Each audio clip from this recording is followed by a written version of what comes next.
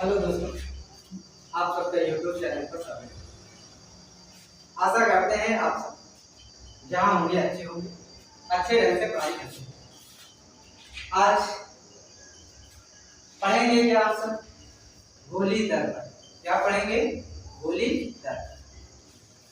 देखते हैं क्या गोली दर्पण। गोली दर्पण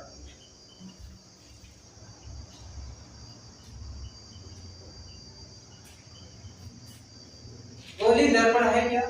गोली दर्पण कांच के खोखले गुदे से काट करके क्या बनाया गया वह भाग होता है। मान लेते हैं यह क्या है? कांच का खोखला गोला। कांच का खोखला गोला।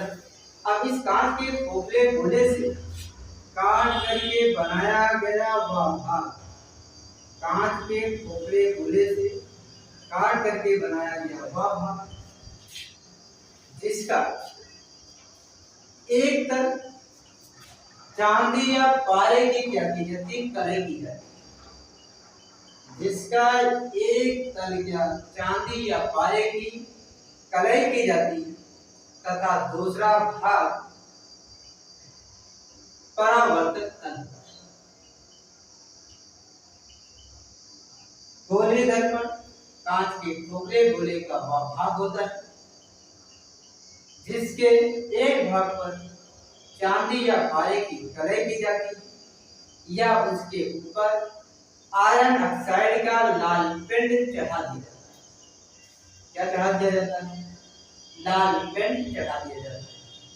आयरन ऑक्साइड का लाल पेंट चढ़ा दिया जाता है तथा दूसरा भाग क्या होता है? परावर्तक तल। अब ये देखिए, ये भी एक प्रकार का हमारा क्या? दूसरा हमारा ये भी हमारा क्या है? गोली दर्पण।